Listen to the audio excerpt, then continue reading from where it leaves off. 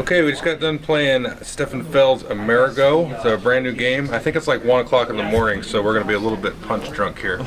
I'm not going to go over too much of the game. You can watch Rado's video, it's really good. Basically, we're exploring a new world. These islands are randomly put out on the board. You use ships here to explore, and you try to gather. I think we got all the good tiles off here, but these good tiles here are all on the board. These are endgame bonuses. We multiply our little factories times the goods, and then you have some different tracks here. These special ability track here, you go up every time you hit a victory point thing, you get a new little bonus ability. And you track gold and cannons. Gold's kind of like a wild thing. You can add extra action points, and cannons are to fight off the pirates. You get these different buildings, these different shapes. You got to plan and then build those out, and you get bonus points for filling in islands and stuff like that. And then of course here's the cube tower. You basically go through the different phases, so you do the blue phase and the black and the red and so on. You grab all of those and throw them in there, and then whatever comes out is the kind of actions you can do. So you take the largest number of cubes, so if 6 blues come out and then there's like a yellow and a white, you can do a blue, yellow, and white, and then you do it 6 times or 6 action points worth based on it comes out, and then you just kind of try to push your luck and gauge all the different what possibilities might come out.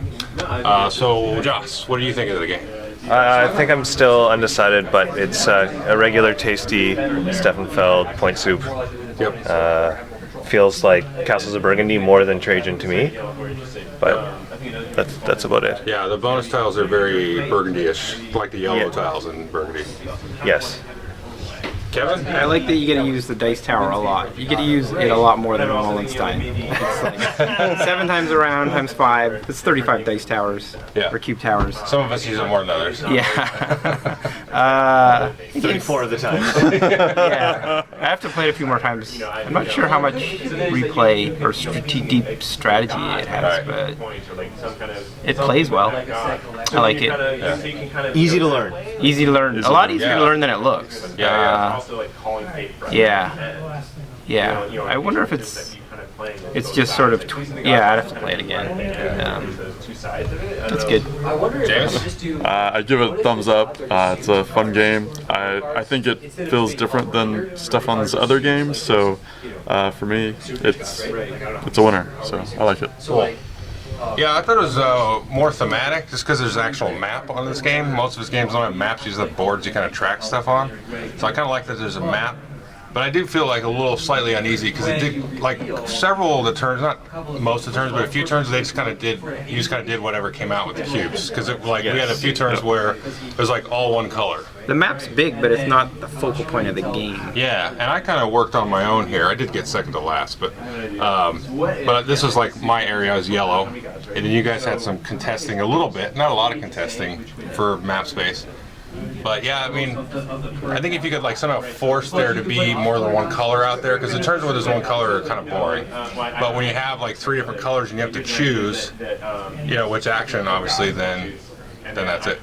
But it was fun. It wasn't bad. It was just definitely not as crunchy as Trajan or Burgundy. In the Year of the Dragon is better. Well, yeah, in the Year of the Dragon. This is the opposite of that. This is pleasant. This is pleasant. Other than the Pirates. Well, the Pirates could be brutal. We had a very easy game with the Pirates. True. But yeah, I mean, I agree with Joel. I'd like to see the cube tower holding on to a few more things and then having them come out later. It looked like, when I looked in, there was a few that were stuck in corners and looked like they weren't going to come out. Yeah. Like the blue was never going to come out. Yeah. Until I actually hit it. Yeah. So. But I think every game is going to be different too, based on what's coming out of the cube tower, how the map's set up. But you played it before. Yes. Yeah. Did you feel that kind of there was still, more often than not, you were getting 1 or 2 colors? Normally you get like 2 or 3 choices every time, and then you've got that built-in gold choice as well. So you've got, which is kind of a consolation prize, but. Yeah, the gold's interesting because you can spend gold to add actions, and then the white one's kind of interesting too, because when the white one comes up, you can kind of do anything, because you move up this white track, and then if you're on one of the colors, you can choose the action, and you can kind of, there are some different choices that happen. This is like every turn isn't like that. But anyway, so that's Amerigo. Thanks.